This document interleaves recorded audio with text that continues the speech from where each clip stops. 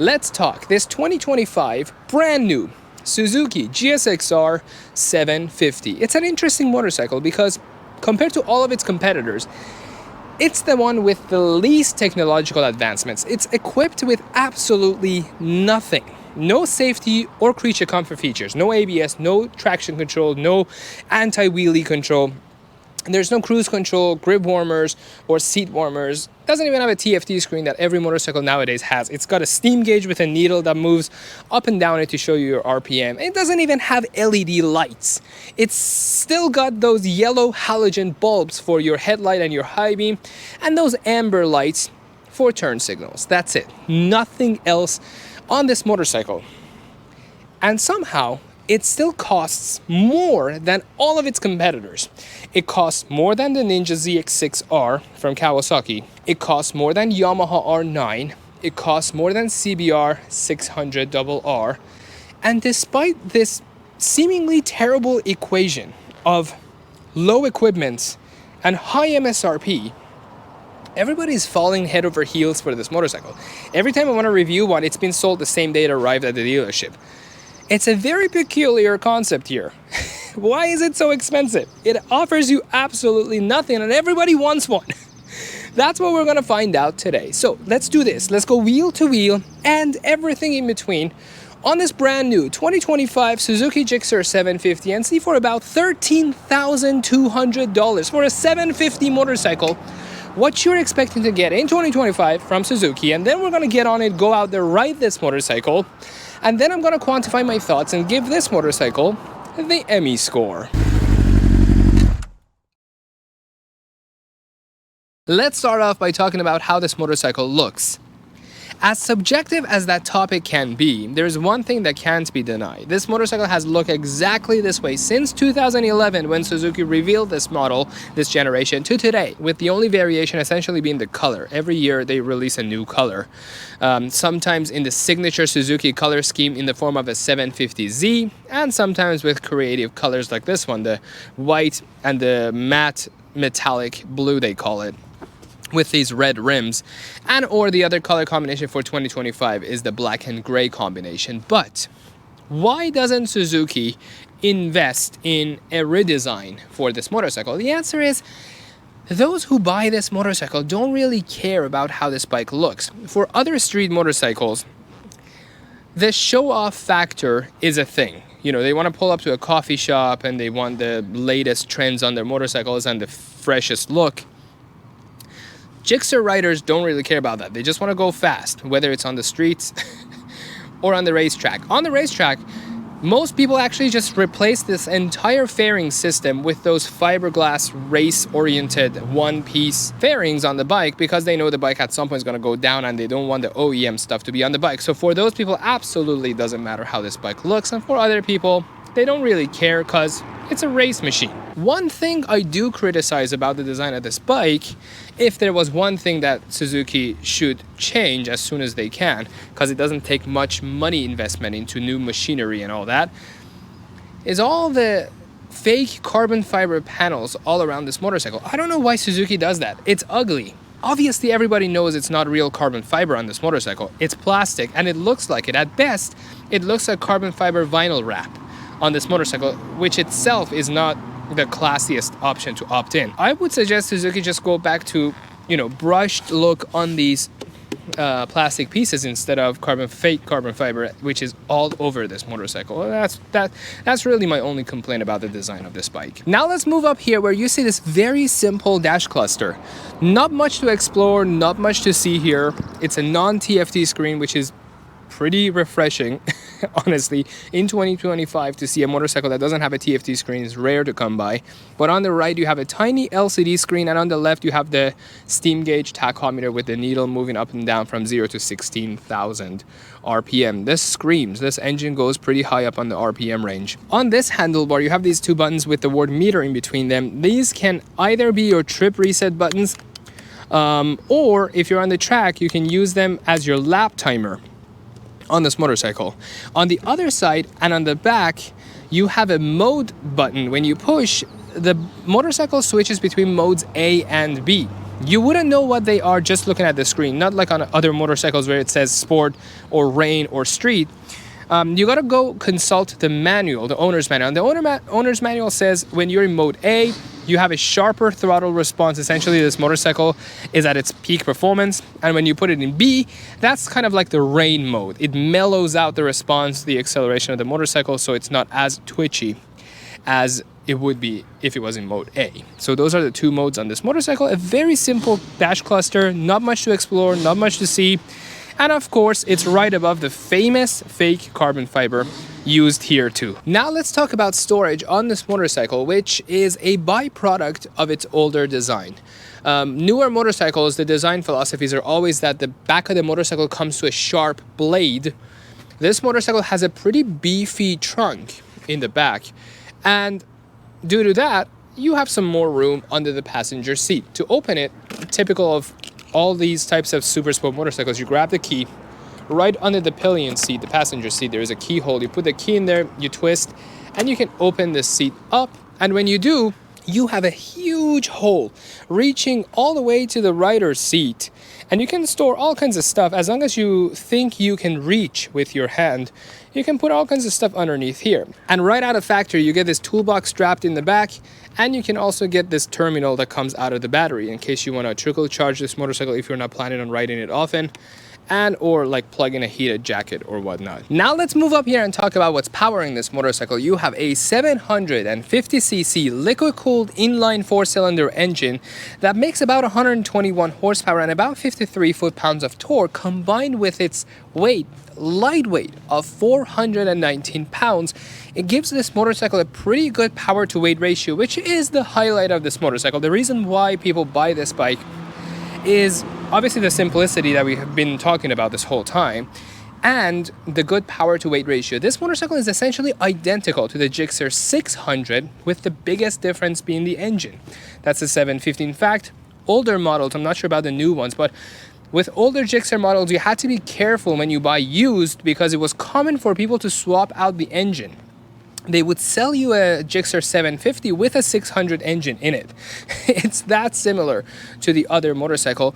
And being this similar, but one having a much larger engine and a higher power output, you can see why this motorcycle is particularly of interest to track riders. Lots of power on this motorcycle and not that heavy. But anyways, it's connected to a pretty simple 6-speed transmission, no quick shifter, no electronic interference of any kind. It's just a slipper clutch, which is a physical design into the clutch. There's no electronics helping you here. But anyways, it's time to hear how this motorcycle sounds.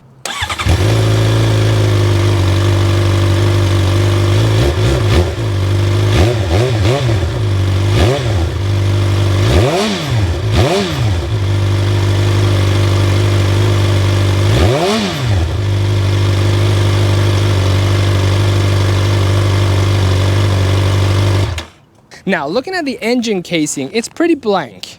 It could have been probably a good opportunity to write Suzuki or Gixxer or the VIN number. Those things are all over here on this little label. But there's only one writing on the engine casing down here.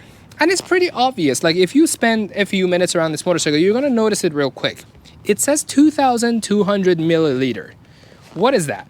You might wonder. What could possibly be so important that it needed to be stamped out of factory? It needed to be stamped not as a sticker, not as a decal, but built into the engine casing of this motorcycle. That's the oil quantity. That's how much oil you need to put in this motorcycle if you don't change the filter. So the use case of this number, not only is it for oil change intervals, which is like every 6 months or 1 year, but it doesn't even apply all the time, because if you change the filter at the same time as your oil, this number doesn't apply anymore. It's 2,500 milliliters. So they put the most useless number as the only marking on the outside of the engine casing. 2,200 milliliters. Just know that. For once a year, when you want to change your oil, here's your reminder. You don't have to look in your owner's manual. It saves you 30 seconds to open the owner's manual, go to the maintenance page, and look up how much oil you can put in this motorcycle. It tells you on the engine casing. Good work, Suzuki. Thanks. And with all of that out of the way, I think you and I are ready to take this motorcycle out on the road and give it a try. But before we do that, a huge shout out to Everett Power Sports for allowing us this opportunity. This motorcycle, brand new, with 0 miles on the odometer. It's not easy to just let a random YouTuber hop on this bike and go show it to the viewers, but they're willing to do that so you guys can make informed decisions before you pull the plug and buy a motorcycle. So, shout out to Everett Power Sports. Go check their website out in the description section of this video, and a link to this motorcycle if you want to see the terms, conditions, and the price of this bike. It's all there. And with all of that, let's go and ride this bike. All right, let's go ride this motorcycle. Okay, clutch has to be pulled, even in neutral. Okay, is this recording? Awesome. Let's go.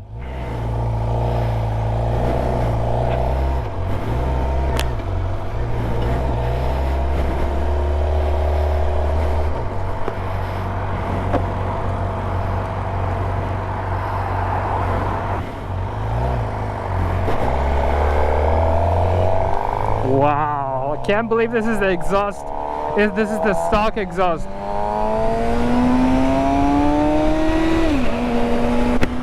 Wow!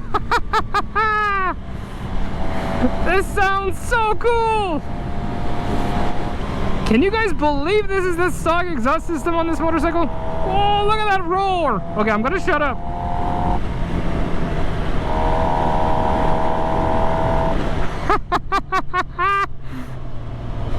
That's insane.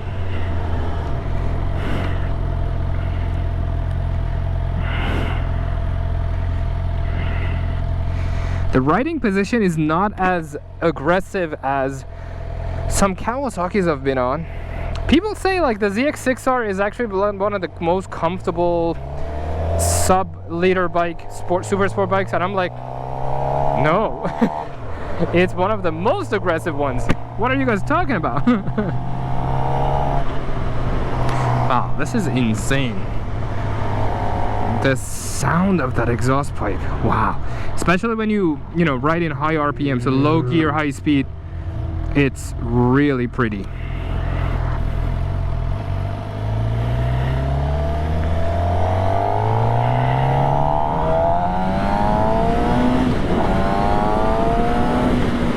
Wow. It's so good.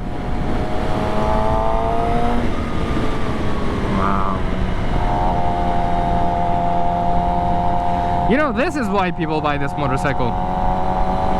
It's the athleticism of this bike. They don't care about the headlight or the turn signals. This is what it is about. Now, I wish this bike had quick shifter. That's the only one thing that I'm missing. Like, I have a lot of waste of speed trying to pull the clutch, change the gear, and bring it back up to speed. That's the only thing I would be like, that would have been nice to have. The thing about all the things that people say, like outdated dash design or whatnot, you forget about that, because when your focus is having fun and riding and throwing the bike into corners and whatnot, this is of no importance to you anymore. You look beyond the dash cluster of your motorcycle when you are like fighting for the first spot in a race, or you're trying to set the fastest lap around the track.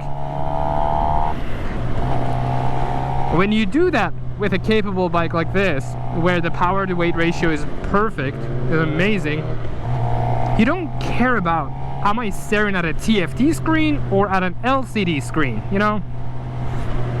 And that's exactly the mindset that people who buy this bike have, which is, I admire. It's, all function over form. And now onto the ME score for the 2025 Suzuki Gixxer 750. In the commuter category, you get nothing. No LED lights, no comfort features, no technological advancements of any type. You do get a primitive ride mode selection between high power and low power, which might be useful when it starts raining and you have to tame the bike down a little. As for pricing, it's priced higher than all of its competitors. Speaking of reliability in parts and labor availability, this bike is pretty much 15 years old at this time. Plenty of parts available and almost every technician can work on it. Dealership centers are plentiful and there are no expensive electronics to break. Now onto the performance/dope factor category. The Gixxer 750 does not have anything that could help you on the racetrack other than some Brembo brakes up front, which could earn it a single score. That's it. It doesn't have traction control, it doesn't have quick shifter, it doesn't have electronic suspension, it doesn't have any other type of rider aids at all. It weighs 418 pounds wet, which is pretty good for a Supersport bike. It's got a healthy amount of power. With 121 horsepower to the rear wheel and 53 foot-pounds of torque, you get up to speed pretty quickly on the track. As for the design choices on Marketplace, this bike is beyond outdated. It's pretty much a retro motorcycle at this point. It does come in two different color options, but there are no trims this year to pick from. It gets a 7.5 out of 20 for the overall performance and dope factor category. And it sits here on the list of other sport bikes I have reviewed. The 2025 Suzuki GSX-R750 enters the new model year untouched, standing firm as a proud relic of a golden era in sport bike history. But make no mistake, this doesn't define Suzuki's entire identity. The brand has proven it can innovate with the best, as seen in the recently launched GSX-8R and GSX-8S variants. Modern machines packed with cutting-edge technology, a contemporary design, and competitive pricing. Yet, when it comes to the Gixxer lineup, Suzuki takes a different approach. The Gixxer 750 is reserved territory, left intentionally raw and unfiltered for the purists who crave that visceral, analog riding experience. It's a machine built not to chase trends, but to honor a legacy. Still, in a rapidly evolving market, brimming with tech-forward contenders, one can't help but wonder how long heritage alone can keep this icon in the fight. Thanks for watching.